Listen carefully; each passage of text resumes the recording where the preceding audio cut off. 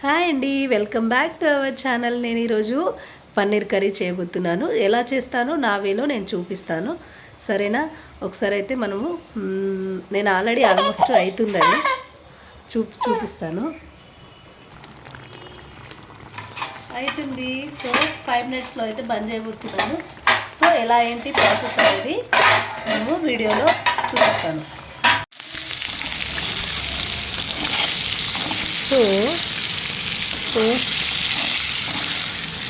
So ఇక్కడ మనము first నేను ఏం చేశానంటే పన్నీర్ని ఫ్రై చేస్తున్నా.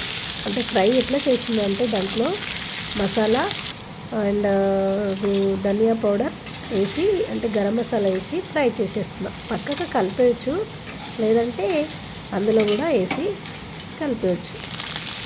సో దాని తర్వాత నేను ఏం చేశాను, వాటి ఆయిల్లో కొంచెం డీప్ ఫ్రై చేశాను. జస్ట్ 5 మినిట్స్ కూడా కాదు, 3 మినిట్స్ డీప్ ఫ్రై చేశాను.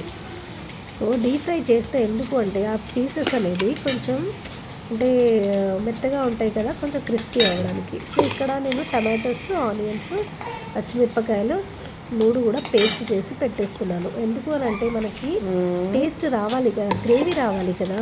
గ్రేవీ రావడానికి అనేసి ఇప్పుడు టమాటోస్, పచ్చిమిరపకాయలు, ఆనియన్స్ వేస్తే అవి సరిగ్గా ఉడకవు, ప్లస్ పీసెస్ లాగా ఉడికిపోతాయి. సో నేను 3 కట్ చేసి మిక్స్ చేసి ఇక్కడ ఆయిల్లో డీప్ ఫ్రై చేస్తున్నాను. సేమ్ ఆయిల్లోనే డీప్ ఫ్రై చేసేస్తున్నాను.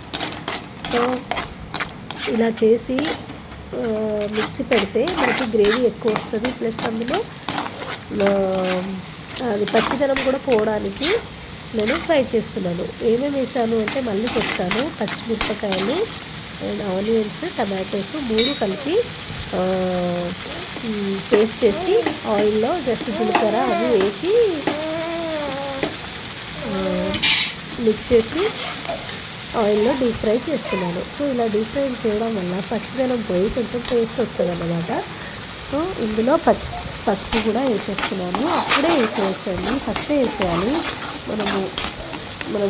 మన పన్నీర్ వేయకముందే దీంట్లో కొంచెం పసుపు, కొంచెం కారం, కొంచెం అల్లం వెల్లుల్లి పేస్ట్, కొంచెం ధనియా పౌడర్ అండ్ అల్లం పేస్ట్, ఇలా అన్నీ వేసి మిక్స్ చేసేయాలి. యాక్చువల్లీ నాకు ఈ కర్రీ అంటే చాలా ఇష్టం అండి. ఫేవరెట్ కర్రీ అంటే one of the favourite curry అని కూడా అనొచ్చు. సో ఇక్కడ అల్లం పేస్ట్ వేసేస్తున్నాను. అల్లం పేస్ట్ వేస్తే కొంచెం టేస్ట్, మసాలా టేస్ట్ అనేది తాకుతుంది. సో మనం నాన్ వెజ్ తిన్న ఫీల్ వస్తుంది. సో నాకు మసాలా అంటే చాలా ఇష్టం. అందులో లవంగాలు, దాన్ని ఇలాచి అండ్ దాల్చిన చెక్క అది మిక్స్ చేసి పెడతాను నేను. సో ఇప్పుడు ఫ్రై చేసిన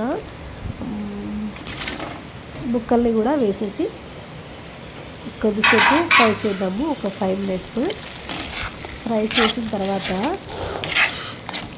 సో మొత్తం ముక్కలు ప్లస్ ఏమో గ్రేవీ అంతా కలిసిపోవాలి. సో అలా కలిసిపోతే టేస్ట్ అనేది కొంచెం బాగుంటుంది. సో ఫేవరెట్ కర్రీ అని నేను అంటున్నా కదా. అందరికీ ఎవరెవరికి కర్రీ ఇష్టం అండ్ ఒకసారి కామెంట్ బాక్స్లో అయితే కామెంట్ చేయండి.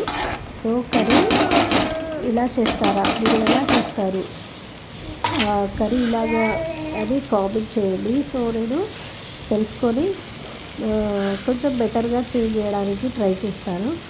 అంటే నాకు ఇష్టమైన కర్రీ ఇది యాక్చువల్లీ. సో నాకు నచ్చిన వేలోనే చేశాను అన్నమాట. ఇందులో కొంచెం లాస్ట్ మసాలా వేసాను, గరం మసాలా కొంచెం టేస్ట్ కోసం అనేసి. సో కారం కోల్డ్ అవుతుంది యాక్చువల్లీ, వాయిస్ బాగాలేదు. కొంచెం వాటర్ వేసానండి. కొంచెం వాటర్ వేస్తే గ్రేవీ అనేది దగ్గర వస్తుంది. అండ్ సాల్ట్ వేసేసి కలిపేసి పెట్టేయడమే. సో ఇంట్లో కొత్తిమీర, ధనియాలు అవి లేవు కాబట్టి, లేకపోయినా నో ప్రాబ్లం. సో ఇలా వాటర్ పోసేసి ఉడికించేస్తాను. సో లాస్ట్కి అంతే curry. Thank you very much.